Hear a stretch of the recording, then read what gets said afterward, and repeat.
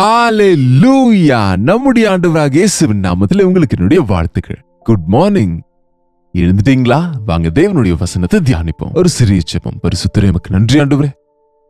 இன்னொரு முறை அப்பா உம்முடைய வேதத்தை திறக்கையிலே நீர் அன்றைக்கு செய்த காரியங்களை நினைவுபடுத்திக் கொண்டு உம்முடைய நன்மைகள் பெற்றவர்கள் எவ்வளவாய் உம்மால் ஆசீர்வதிக்கப்பட்டவர்கள் எப்படி உம்மை துக்கப்படுத்தினார்கள் என்று எச்சரிப்படைந்து எங்களுடைய வாழ்க்கைகளை சரி செய்து கொள்ள உதவும்படியாக இயேசுவின் நாமத்தில் ஜெபிக்கிறோம் பிதாவே.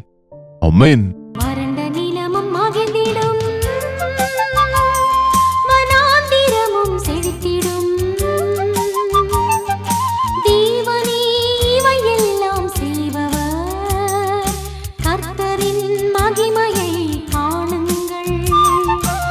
இந்த ராஜாக்களின் வரலாறு உங்களுக்கு பிரயோஜனமா இருக்கிறதா? திருத்திக் கொள்ளுகிறீங்களா? சரி செய்து கொண்டு தேவனுக்கு பிரியமாய் வாழ்கிறோமா? இன்றைக்கு இன்னொரு ராஜாவை குறித்து தியானிக்க போகிறோம். சரி, இவனுடைய பெயர் ஆகாஸ். வேதத்தை திருப்பிக் கொள்ளுங்க. 2 நாளாகவும் 28ஆம் அதிகாரத்தில் இவனை குறித்து பார்க்கிறோம். ஆகாஸ் ராஜாவாகிற போது 20 வயதாயிருந்து 16 வருஷம் எருசலேமில் அரசாண்டான். ஆனாலும் அவன் இருதயம் தேவனுக்கு முன்பாக செம்மையாக இல்லை. பாருங்க, தேவனுடைய கிருபை வருஷ கணக்கிலே நமக்கு கொடுக்கப்படுகிறது. இப்பொழுது மாறிவிடுவான், இன்னொரு முறை மாறிவிடுவான், இந்த வருஷம் மாறிவிடுவான், இன்றைக்கு என் வார்த்தையை கேட்பான், இன்றைக்காவது தன் வாழ்க்கை சரி செய்வான் என்று சொல்லி பாருங்க 2 வருஷத்துக்கும் மேலாக அனுதின தியானத்தை இந்த யூடியூப் மூலமாக தேவன் கொடுக்கும்படி செய்து கொண்டு இருக்கின்றார். நாம் ஒவ்வொருவரும் கவனிக்க வேண்டும். இத்தனை வருஷங்களாய் தேவன் எத்தனையோ விஷயங்கள் நம் வாழ்க்கைக்கு, நம் ஆவிக்குரிய வாழ்க்கைக்கு, நம் குடும்ப வாழ்க்கைக்கு, நம் தனிப்பட்ட வாழ்க்கைக்கு, நம் ஜெப வாழ்க்கைக்கு, நம் விசுவாசம் பெருகும்படி, நாம் தேவனுடைய ஞானத்தால் நிரப்பப்படும்படி அநேக விதங்களில் பேசிக்கொண்டே இருக்கிறார். உங்களோடு பேசுகிறாரா என்று தெரியாது. ஆனால் உங்களுக்கு சொல்ல, நான் வேதத்தை தியானிக்கும் போது தேவன் என்னோடு பேசுகின்றார். பாருங்க, இவ்வளவு தேவனுடைய வாய்ப்புகளையும் இத்தனை முறை தேவன் பேசியதையும் கேட்ட பிறகு நம்முடைய வாழ்க்கையில் மாற்றம் இருக்கிறதா? விசுவாசத்தில் பெருக்கம் இருக்கிறதா? ஜெபத்தில் நாம வளர்கிறோமா? இந்த ராஜாக்கள் ஒருவனுக்கு பின் ஒருவனுக்கு தேவன் வாய்ப்பு தருகிறார். இவர்களுக்கு எந்த தகுதியும் இல்லாவிட்டாலும் வாய்ப்பு தருகிறார். அந்த வாய்ப்பை இவர்கள் நல்ல விதத்தில் பயன்படுத்தி பயனுள்ளவர்களா இருந்திருக்கலாம். ஆனால் கொஞ்சமேனும் நன்றி இல்லாத இந்த ஆகாஸ், அவன் ராஜாவான உடனே அவன் இன்னும் அதிகமாய் விக்கிரக ஆராதனைக்கு இடம் கொடுத்த அத்தேசத்திலே, அங்கே இன்னும் குமாரரின் பள்ளத்தாக்கிலே தூபங்கள் காட்டுவார்களாம் வார்ப்பு விக்கிரகங்களுக்கு. இது ஒரு புறஜாதி மக்களுடைய வழிபாடு. பாருங்க, நம்முடைய தேவனுக்கு வேண்டியது நரபலிகள் அல்ல. இந்த தேவர்களுக்கு எரிந்து கொண்டிருக்கிற இந்த விக்கிர ஆராதனை வழிபாட்டில் அவங்களுடைய சிறு குழந்தைகளை தூக்கி வீசி விடுவார்களாம்.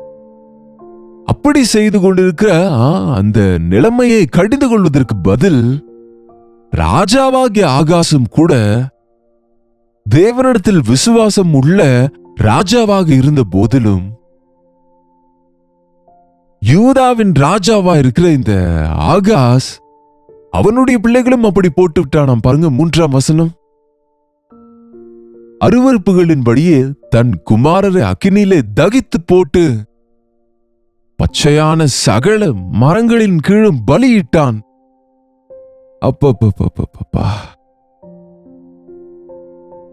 உன்னை உண்டாக்கின சிருஷ்டிகர்த்தர் இருக்கும்போது, உன்னை நேசிக்கிற ஆண்டவர் உனக்கு இருக்கும்போது, உன்னையும் உன் பிள்ளைகளையும் ஆசீர்வதிப்பேன் என்று சொன்ன ஆண்டவர் நமக்கு இருக்கும்போது, தேவன் கொடுத்தவைகளை கொண்டு போய் பேய்களுக்கு கொடுப்பது என்னங்க இது?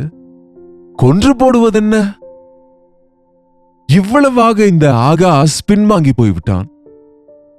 தன் மீது இருக்கிற தேவ பாதுகாப்பு இழந்து விட்டான். தேவனுக்கு அருவருப்பானவைகளை செய்தான்.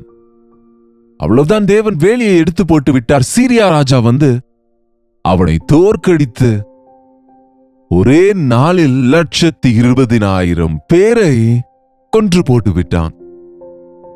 தோற்று போனான் இன்னொரு ராஜாவின் கையில. தன் பிள்ளைகளுக்கும் சாபமாய் மாறினான். தன் படை கொன்று போடப்படவும் காரணமாயிருந்தான். ராஜ்யத்தை கெடுத்துக் கொண்டான். இன்றைக்கு தேவன் தந்த உன் ஆரோக்கியத்தை கெடுத்துக் கொள்ளுகிறாய், உன் குடும்பத்தை கெடுத்துக் கொள்ளுகிறாய், உன் பிள்ளைகளை கெடுத்துக் கொள்ளுகிறாய், உன் வருமானத்தை கெடுத்துக் கொள்கிறாய், உன் அதிகாரத்தை தவறாய் பயன்படுத்துகிறாய். ஆனாலும் தேவன் பொறுத்து கொண்டிருக்கிறார். 1 வருஷம், 2 வருஷம், 14 வருஷம் பொறுத்தா அந்த ஆகாசுக்கு. என்னங்க, எனக்கு தெரியாது உங்களில் எத்தனை பேர் எனக்கு ஒன்றும் ஆகவில்லையே, நான் நன்றாகவே இருக்கிறேன், என் இஷ்டம் போல இருந்தாலும், நான் குடித்தாலும், நான் இஷ்டம் போல இருந்தாலும், என் பிள்ளைகளை குறித்து பொறுப்பில்லாமல் இருந்தாலும், என் பிள்ளைகள், நீங்க பிள்ளைகளுக்கு தெய்வ பயம் கற்றுக் கொடுக்க சொன்னா செல்போன் வாங்கி கொடுக்கறீங்க. அதுதானே இன்றைக்கு மக்களுக்கு விக்கிரகமாய் மாறி இருக்கிறது. செல்போனுக்கு அடிக்ஷன் ஆகி இருக்கிறாங்களேங்க. பிள்ளைங்க, பெரியவங்க, முதியவர்கள் கூட. இன்றைக்கு நம்ம ஆராதனை ஏதோ ரூபங்களை வைத்து பூஜை செய்வார்கள் அந்த காலத்துல. ஆனால் இன்றைக்கு அப்படி இல்ல. நம்முடைய செல்போனை நமக்கென்று நம் விக்கிரகம். தேவனை தேடு என்று சொன்னால் அதை விட்டுட்டு அந்த செல்போனை பிடித்துக் கொண்டு இருப்பார்களாம். எப்பொழுது பார்த்தாலும் உலக ரீதியான சரீர சம்பந்தமான செக்ஷுவல் திங்ஸும் உதவாத சிற்றின்பத்தை உண்டாக்குகிறவைகளுக்காகவே, சீப் கேலிக்காக, நகைச்சுவைக்காக, அவைகளுக்காகவே வாஞ்சித்து தற்காலிக சந்தோஷத்தை பெற்றுக்கொள்ள முயற்சித்து உனக்கு தேவன் தந்த அவயவங்களை, உன் மனதை கெடுத்துக் கொள்ளுகிறாய். இந்த செல்போனை மணிக்கணக்கில் பார்க்கிறவங்களுடைய பிரெயின் எவ்வளவு கெட்டு போகுமோ, உன் கண்கள் எவ்வளவு நஷ்டம் போகிறதோ, உன்னுடைய ஹார்ட் எவ்வளவு பாதிக்கப்படுகிறதோ நீங்களே கவனித்து பாருங்க. ஒரு நாள் உங்களால் செல் எடுக்காம இருக்க முடியுமா? 40 நாட்கள் அநேகம் பேர் இன்றைக்கு உபவாசம் இருக்கிறது பார்க்கிறோம். ஒரு 40 நாள் செல்போன் உபவாசம் இருங்க. 40 நாட்களுக்கு குறைந்தது ஒரு 8 மணி நேரம் செல்போன் எடுக்காம இருந்து பாருங்க, பார்ப்போம். அதுதானங்க உங்களுடைய இச்சையடக்கம். உங்களுடைய மனதை ஒருமனப்படுத்த அதுவே உதவும். தேவ சமூகத்தில் உட்கார்ந்து கூட செல்லை எடுத்து நோண்டுகிறவர்களே, ஆலயத்தில் உட்கார்ந்து கொண்டு கூட செல்லையே ஏதோ சாட்டிங் செய்து கொண்டு அது இதுவும் பார்த்து கொண்டு இருக்கிறவர்களாக இருக்கின்ற இன்றைய விசுவாசிகள் எனப்படுகிறவர்கள், அன்றைய இவர்களுக்கும் எந்த வித்தியாசமும் இல்லைங்க. கிறிஸ்தவர்கள் என்கிறவர்களுக்கு வெற்றி இல்லை, தோற்று போகிறார்கள். கிறிஸ்தவர்களின் பிள்ளைகள் கெட்டு போகிறார்கள். விசுவாசிகளின் பிள்ளைகள் அவிசுவாசிகளாய் மாறுகிறார்கள். சாத்தானின் பிள்ளைகளாய் மாறுகிறார்கள். உன் குடும்பம் சிதறி போகும் முன்பே, உன் பிள்ளைகள் அழிந்து போகும் முன்பே, உனக்கு கொடுக்கப்பட்ட மேன்மைகள் எல்லாம் இழந்து போகும் முன்பே, உன் தவறுகளுக்காக மனந்திரும்பு என்று இந்த ஆகாசை எச்சரிக்க தேவன் தீர்க்கதரிசிகளை தந்தார். ஓதேத் என்கிற தீர்க்கதரிசி வந்து, என்ன இது நீங்க செய்கிற காரியங்கள்? யாரை நீர் தேடுகின்றீர்? என்னங்க, தோற்று போகும்போது அப்பொழுதாவது ஆராய்ந்து பார்க்க வேண்டும் இல்லையா? ஆபத்து காலத்தில் என்னை நோக்கி கூப்பிடு, நான் பதில் தருவேன் என்றார். இந்த ஆகாஷ் இன்னும் என்ன செய்கிறார் தெரியுமா? தனக்கு ஆபத்து வரும்போது அந்த அந்நிய ராஜாக்களை போய் தேடுகின்றார். சத்ரு ராஜாக்களை சார்ந்து போகிறார். சத்துருக்களை சார்ந்து கொண்டால் உன்னை என்ன செய்வாங்க அவங்க? நீ சத்ருவை அடைப்பித்து அவனை அடைக்கலம் செய்து கொள்ளலாம் என்று நினைத்தால் அவன் உன்னை பயன்படுத்தி தோற்கடிப்பான் இல்லையா?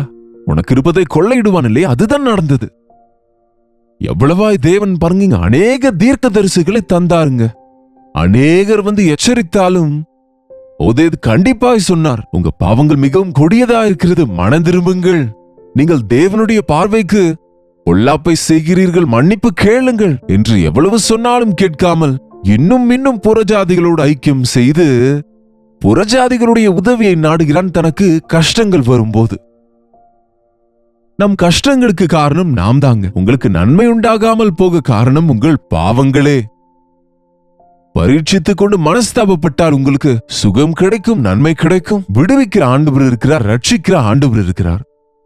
வழி இல்லாத இடத்திலும் நானே வழி என்று காண்பித்து உங்களை சத்திய வழியில் நடத்துகிற இயேசு ஆண்டவர் நமக்கு இருக்கும்போது தவறான வழிகளில் ஏன் போகிறீங்க? குறுக்கு வழியில் ஏன் போகிறீங்க? எத்தனை விஷயங்களில் இந்த ஆகாசை விட்டு விடுங்க. இன்றைக்கு நீ எத்தனை விஷயங்களில் தேவனை அறியாதவர்களை சார்ந்திருக்கிறாய்? உலகத்தின் உதவியை நாடுகிறாய், உலகத்தின் வழிமுறைகளை நீ பின்பற்றுகின்றாய். உனக்கு வந்த கஷ்டத்திலே நீ தேவனை வேண்டிக் கொண்டு வெளியே வராமல் உன் கஷ்டங்களிலிருந்து வெளியே வர மனிதர்களை நாடி இன்னும் அதிக கஷ்டத்துக்கு ஆளாகிறாய். தேசம் முழுவதையும் கெடுத்து போட்டு விட்டான் இவன். தேசத்துல எல்லா விதமானவர்களையும் சார்ந்து கொண்டு தேசத்தை கெடுத்து போட்டு விட்டான் என்று வேதம் சொல்லுகிறது. தேசத்தை கெடுத்து போட்டு விட்டான். சத்ரு வந்து எல்லாவற்றையும் கொள்ளையிட்டு போய்விட்டான். கஜானா காலியாகிவிட்டது. ஏனென்றைக்கு கஜானா வெறுமையாகிறது? எதற்குங்க உங்க பேங்க் பேலன்ஸ்ல நில் பேலன்ஸ் இருக்கிறது? அவ்வளவு பிரயாசப்படுகிறீங்களே, மாதம் மாதம் உழைக்கிறீங்க, என்னென்னமோ அநேக விதத்துல சம்பாதிக்கிறீங்க, ஒவ்வொரு வீட்டிலும் 2-3 சம்பாதிக்கிறீங்க, ஆனா எப்பொழுதும் கடன் தான் இருக்கிறது. என்ன கொஞ்சம் கூட சேமிக்க முடியாமல் இருக்கிறீங்க. எப்பொழுது பார்த்தாலும் இந்த கஷ்டத்திலிருந்து இன்னும் கஷ்டங்களுக்குள்ள போகிறீர்கள். உங்களுடைய வீண் செலவுகளாலே, ஆடம்பரத்தினாலே, தவறான விதத்திலே தேவன் உங்களுக்கு தந்த உழைப்பின் பலனை செலவழிப்பதால் நஷ்டம் போகிறீர்கள். அதை உணர்ந்து கொள்ளுங்கள்.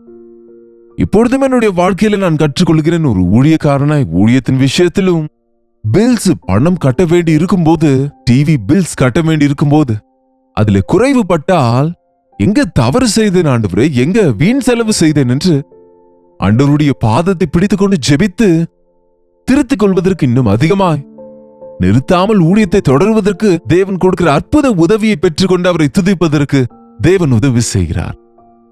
தேவனுடைய ஒத்தாசை நாடுகிறவர்களுக்கு எந்த குறையும் இருக்காது. மனுஷர் ஒத்தாசை நாடுகிறவர்கள் இருப்பதையும் இழந்து போவார்கள். இந்த ஆகாஸ் தேவனால் உயர்த்தப்பட்டு ராஜாவான போதிலும் எவ்வளவு பின்வாங்கி போனான் என்றால், கடைசியில 28ஆம் அதிகாரம் 20ஆம் வசனத்தில் பார்த்தோமானால், அசீரியாவின் ராஜாவாகிய தில்காத் பில்நேசர் அவனிடத்தில் வந்தான். அவனை நெருக்கினானே அல்லாமல் அவனை பலப்படுத்தவில்லை. ஐயையோ, என்னை பலப்படுத்தும் எனக்கு பலன் இல்லை என்றால் இன்னும் 4 அடி அடித்து விட்டு போனான். அவனை நெருக்கினானாங்க. ஆகாஸ் கர்த்தருடைய ஆலயத்தில் ஒரு பங்கும், ராஜ அரண்மனையில் ஒரு பங்கும், அவனுடைய பிரபுக்களின் கையில் ஒரு பங்கும் எடுத்து அசீரிய ராஜாவுக்கு தந்தான். ஆனாலும் அவன் அவனுக்கு உதவி செய்யவில்லை. என்னங்க, தேவாலயத்திலிருந்து கூட கொண்டு போய் கொடுத்தானா? ஆலயத்தின் பணத்தை சாத்தானுக்கு கொடுப்பது என்ன? தேவனுடைய பணத்தை சாத்தானுக்கு பயன்படுத்துவது என்ன? ராஜ்யத்தின் பணத்தை, மக்கள் பணத்தை கொண்டு அந்த சத்ரு ராஜாவுக்கு கொடுத்து உதவி கேட்பது என்னங்க? தேவனே கொள்ளையிடுவார்களா? அட, தேவனுக்கு தர வேண்டிய தசம பாகத்தை கொடுக்க மாட்டார்கள். அந்த தசம பாகத்தை கொண்டு என்ன வேண்டுமானாலும் செய்ய நினைக்கிறார்கள். எவ்வளவு பேர் அதை எடுத்து வைத்து தேவனுக்கு தரலாம் என்று எடுத்து வைத்ததையும் திரும்ப அவங்க ஜல்சாவுக்கு, அவங்க பொழுதுபோக்குக்கு, அவங்களுடைய வீண் செலவுகளுக்கு பயன்படுத்துகிறவர்கள். தேவனிடத்தில் கொள்ளையிடுகிறவர்களே, நீங்கள் என்னிடத்தில் திருடினீர்கள். நாங்க எப்போ திருடினோம்? நீங்கள் தசமபாகம் காணிக்க கொடுக்காமல் திருடினீர்கள் என்று சொல்லியிருக்கிறார் இல்லையா? அட, மனுஷர் ஒத்தாசையை நாடுகிறீர்கள், தேவனுடைய உதவியை கேட்காமல். யோசித்து பாருங்கள், இந்த காலத்துல எத்தனை பேர் இன்றைக்கு மனுஷரை சார்ந்து இருக்கிறார்கள். 22ஆம் வசனம், தான் நெருக்கப்படுகிற காலத்திலும் கர்த்தருக்கு விரோதமாய் துரோகம் பண்ணி கொண்டே இருந்தான். அப்படி செய்தவன் இந்த ஆகாஷ் ராஜாவே, ஆபத்து காலத்தில் என்னை நோக்கி கூப்பிடு, நான் பதில் தருவேன் என்றால், ஆபத்து காலத்திலும் கூட இன்னும் அதிகமாய் தேவனை துக்கப்படுத்தி தேவனுக்கு விரோதமாக நடந்து கொண்டு தேவனை சார்ந்து கொள்ளாமல் இந்த உலகத்தை சார்ந்து கொண்டான். சத்ரு ராஜாக்களை நாடி சென்றான். நீங்க 24ஆம் வசனத்திலே ஆகாஷ் தேவனுடைய ஆலயத்தின் பனிமுட்டுகளை சேர்த்து என்ன செய்கிறாங்க? ஐயோ, நான் கர்த்தருடைய ஆலயத்தின் கதவுகளை பூட்டி போட்டு எருசலேமில் மூளைக்கு மூளை என்னங்க அந்நிய தெய்வங்களுக்கு பலிபீடங்களை உண்டு பண்ணினான். ஜீவனுள்ள தேவனை துக்கப்படுத்துகிறவர்கள் ஆசீர்வதிக்கப்பட மாட்டார்கள். செய்யக்கூடாததை செய்கின்றான், செய்ய வேண்டியதை செய்கிறதில்லை. வேண்டிக் கொள்ள வேண்டிய ஆண்டவரிடத்தில் சென்று வேண்டிக் கொள்வதில்லை. சார்ந்து கொள்ளக்கூடாதவர்களை சென்று சார்ந்து கொள்கிறான். கடைசியில் அவன் தேசத்தை அழித்து விடுகிறான். கஜானாவை காலி செய்து விட்டான். ஜனங்களுடைய மரணங்களுக்கு காரணமாகி தேசத்தை கெடுத்து போட்டு 14 வருஷத்துல சாதித்தது ஒன்றுமில்லை. தேசத்துக்கு நஷ்டத்தை உண்டாக்கினான், கெடுத்து போட்டு விட்டான், எல்லாவற்றையும் அழித்துக் கொண்டான். கடைசியில் செத்தான். சாகாமல் என்ன செய்வான்? எத்தனை பேர் இன்றைக்கு தேவன் தந்த வாழ்க்கை முழுவதையும் வீணடிக்கிறார்கள். குறைந்தபட்சம் அந்த 14ஆம் வருஷத்திலாவது ஆண்டவரே தவறு செய்து விட்டேன் மன்னியும் என்று கேட்டிருந்தால் மன்னிக்கப்பட்டிருந்தவன் செத்திருப்பான். நான் செத்தாலும் மனம் திரும்ப மாட்டேன் என்று இருக்கிறாங்க பாருங்க. எனக்கு எத்தனை பிரச்சனை வந்தாலும் தேவனிடத்துக்கு போக மாட்டேன், அவரை கேட்க மாட்டேன் என்பாங்க பாருங்க. அவர்களுக்கு இவன் தாத்தாவாக இருப்பான் என்று நினைக்கிறேன். அட்லீஸ்ட் இப்பொழுதாவது பாடுகளிலிருந்து வெளியே வர வேண்டும் என்றால் உலகத்தையும் பணத்தையும் மனுஷர்களையும் நாடுவதை விட்டுவிட்டு கர்த்தருடைய பாதத்தை பிடியுங்கள். உன் பாவங்களை அறிக்கை செய், உன் இருதயத்தை சரி செய்து கொள். தேவன் மன்னிப்பாருங்க, மன்னிப்பார். மன்னிக்கிற தேவன் நமக்கு இருக்கிறார். ஜெபிப்போமா?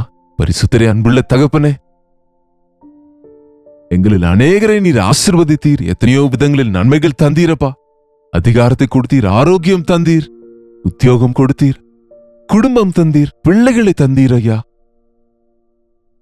இவையெல்லாம் நீர் தந்த ஈவுகள் என்று உணர்ந்து எங்கள் இஷ்டம் போல நடந்து கொள்ளாமல் முடிய மகிமைக்காக நாங்கள் வாழும்படியாய் எங்கள் பிள்ளைகளை உமக்கு சாட்சிகளாக நிறுத்துவதற்கு, குடும்பத்தை கட்டிக்கொள்ள, எங்களுடைய கஷ்டத்தின் பலன் ஆசீர்வதிக்கப்பட்டு இன்னும் அதிகமாய் உம்மாலே ஆசீர்வதிக்கப்பட உதவி செய்யுங்க. உம்முடைய கிருபையின் காலத்தை அலட்சியம் செய்யாமல், உம்முடைய நன்மைகள் அலட்சியம் செய்யாமல், உலகத்தை சிநேகிக்காமல், அந்நியர்களை நாடி போகாமல், பணத்தை நம்பிக்கொள்ளாமல், தேவனுக்கு பயப்படுகிறவர்களா இருக்க எங்கள் ஒவ்வொருவருக்கும் உதவி செய்யும்படியாக இயேசுவின் நாமத்திலே ஜெபிக்கிறோம் பிதாவே, ஆமென். நம்முடைய பிதாவாகிய தேவனுடைய அன்பும் குமாரனாகிய இயேசு கிறிஸ்துவின் கிருபையும் பரிசுத்த ஆவியானவருடைய அந்யோன்யமும் ஐக்கியமும் கூடி வந்திருக்கிற நம் அனைவருக்கும் இப்பொழுதும் சதா காலமும் துணையாக இருப்பதாக, ஆமென். தேவனுக்கு ஸ்தோத்திரம். உங்களுடைய ஜெப விண்ணப்பங்கள் பாருங்கள் எங்களுக்கு நீங்க தெரியப்படுத்த 8939801234 என்ற நம்பருக்கு ஒரு டெக்ஸ்ட் அல்லது வாய்ஸ் மெசேஜ் மூலமாக வாட்ஸ்அப் பண்ணுங்க. உங்களுக்காக நாங்கள் ஜெபிக்கிறோம். தேவன் நிச்சயமா உங்களுக்கு உதவி செய்வார். கர்த்தருக்கு சித்தமானால் நாளைக்கு இதே நேரத்தில் அனுதின தியான நிகழ்ச்சியில கர்த்தருடைய வார்த்தையோடு உங்களை சந்திக்கிறேன். அதுவரை கர்த்தருடைய கிருபை உங்களுக்கு துணையாக இருப்பதாக.